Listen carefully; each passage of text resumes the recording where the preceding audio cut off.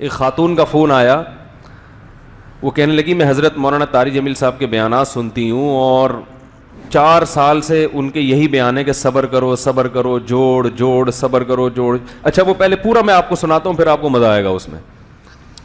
خاتون کا فون آیا, وہ مجھے مولانا طارق جمیل صاحب سمجھ رہی تھیں, مجھے سمجھ رہی تھی کہ میں, نام ملتے ہیں, ابھی 2-4 دن پہلے کی بات.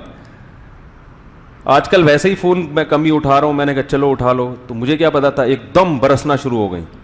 کہہ رہی ہے میں 4 سال سے آپ کے بیانات سن رہی ہوں, میرا گھر تباہ ہو گیا, میرا گھر اجڑ گیا, میرے برباد ہو گئی, میں یوں ہو گیا. تو میں نے کہا بیٹا یہ ان کا میاں کہیں دوسری شادی کر رہا ہوگا. اپنے آپ سے میں کہہ رہا ہوں, اپنے آپ کو بھی بیٹا کہہ سکتا ہے انسان, سمجھانے کے لیے نا, کہ تو یہ بیٹا باپ کی بات زیادہ سنتا ہے. تو میں اپنے آپ سے کہہ رہا ہوں بیٹا یہ کہیں شادیوں وادیوں کے بیان ان کے میاں نے سن لیے ہیں, اب وہ ہر وقت گھر میں شادی کی رٹ لگا کے رکھی ہوگی انہوں نے, تو اب یہ مسئلہ چل رہا ہوگا, پھڈا اس وجہ سے ہو رہا ہے. تو انہوں نے ٹھیک ٹھاک سنائی, میرا بیڑا غرق کر دیا, مجھے تباہ کر دیا. میں کب سے آپ کو کتنے دنوں سے نمبر تلاش کر رہی تھی. میں نے کہا سن لو, بیچاری دکھی ہے, تسلی سے اپنی بھڑاس نکالنے دو, پھر میں آرام سے پوچھوں گا ہوا کیا. پوری بھڑاس انہوں نے نکالی. تو میں نے کہا وہ آپ کے میاں نے میرے شادیوں پہ بیانات سنے ہوں گے, اس وجہ سے آپ کہہ رہی ہیں نہیں شادیوں وادیوں پہ تو نہیں, وہ تو کرتے رہیں, مجھے اس سے کوئی وہ نہیں ہے. میں نے کہا پھر کہہ رہے ہیں آپ ہمیشہ جوڑ کی بات کرتے ہیں, برداشت کی بات کرتے ہیں, جوڑ برداشت. تو اس جوڑ اور برداشت کی وجہ سے میرا میاں اور میرا سسرال مجھ پہ حاوی ہو گیا. میں برداشت کر کے ساس, جو پورے الفاظ تو میں ان کے نہیں بیان کر رہا, اس کو یعنی ظاہر ہے اب الفاظ تو مجھے پورے یاد نہیں ہوں گے نا, جو ان کے جذبات اور ان کے الفاظ وہ اپنی بالمعنی روایت کر رہا ہوں, کہ وہ میں برداشت کر کے بھئی اگنور کرو, اور پس گئی ہوں میں, اور اب میری زندگی تباہ ہو گئی. تو میں سمجھ گیا جوڑ کی بات کون کرتا ہے بھائی. یعنی ہم بھی کرتے ہیں لیکن زیادہ تر حضرت کرتے ہیں, وہ تو ماشاءاللہ کرتے ہی جوڑ برداشت. تو میں نے ان سے کہا, میں نے کہا دیکھیں وہ تو بیچارے, اس لیے بیچارے تو نہیں کہنے چاہیے لیکن بڑے عالم ہیں, لیکن ان کی نظر میں تو مظلوم ہی بن گئے نا. میں نے کہا وہ بیچارے بیان جو کرتے ہیں وہ اس کا یہ مطلب تو نہیں ہے کہ جہاں بعض صورتوں میں شریعت نے انتقام لینے کی اجازت دی ہے وہاں تو جائز ہے. تو میں نے کہا کہ وہ اس کا یہ مطلب نہیں ہے جو آپ سمجھ رہی ہیں. اب وہ کیا مطلب ہے وہ میں نے کہا کسی وقت بتا دیں گے. فی الحال میں آپ سے کہہ رہا ہوں کہ آپشن بی بھی ہے. آپشن بی بھی ہے کہ برداشت نہیں کرو. کیا خیال ہے؟ میں نے کہا اصل تو یہی ہے جیسے وہ کہہ رہے ہیں, کیونکہ آج کل جو معاشرے میں فسادات زیادہ پھیل رہے ہیں وہ عدم برداشت ہی کی بنیاد پہ پھیل رہے ہیں. لیکن اگر آپ کا معاملہ ایسا ہے کہ اتنا ظلم ہو رہا ہے کہ بہت ہی ظلم کی چکی میں آپ پیس رہی ہیں, تو آپشن بی بھی ہے. وہ کہہ رہی میں برداشت کر کے تھک گئی ہوں. میں نے کہا آئندہ سے برداشت بولو بھائی نہ کریں. میں نے کہا قرآن میں اللہ کا ارشاد ہے وَجَزَاءُ سَيِّئَةٍ سَيِّئَةٌ مِثْلُهَا, برائی کا بدلہ اسی قدر برائی.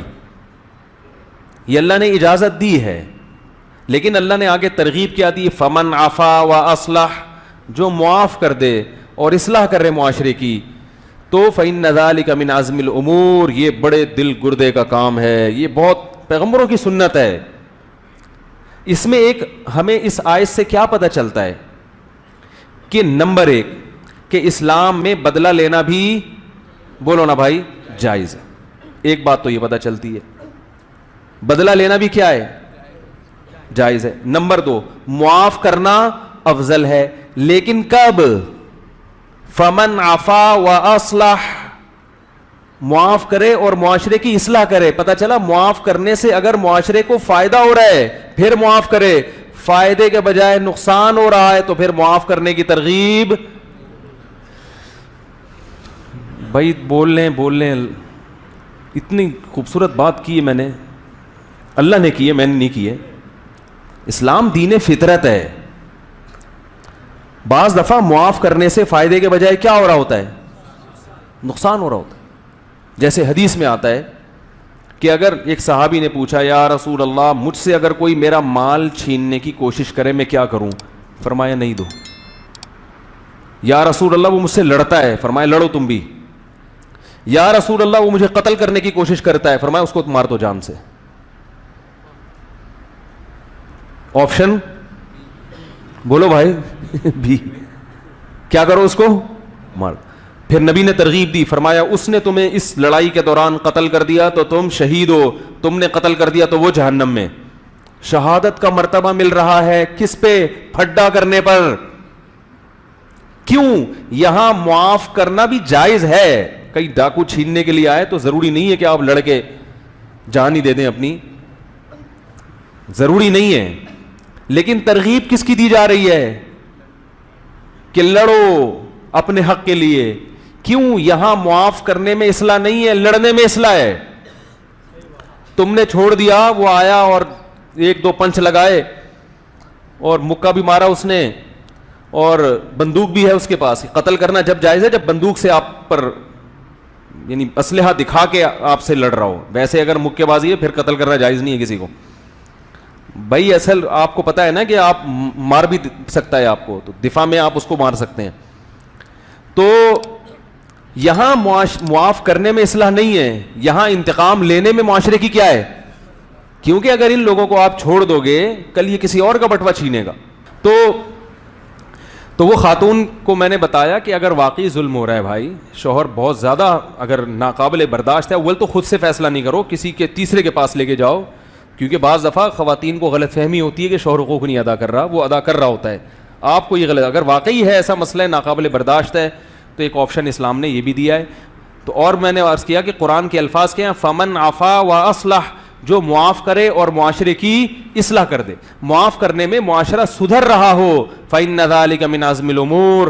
اللہ فرماتے ہیں یہ بڑے جگرے کا کام ہے، یہ پیغمبروں کی سنت ہے. عزم الامور تو انبیاء تھے. ایسے تب ماں باپ کی کڑوی کسیلی برداشت کرنے سے معاشرے میں اصلاح آتی ہے. سمجھ رہے ہو کہ نہیں سمجھ رہے؟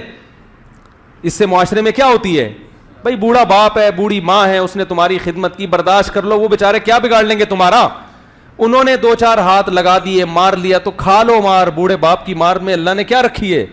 بڑی زرخیزی ہے. جیسے کھیتی کو سیراب کرنے کے لیے کھاد اور پانی چاہیے نا، تو باپ کی مار بیٹے کے لیے کیا ہے؟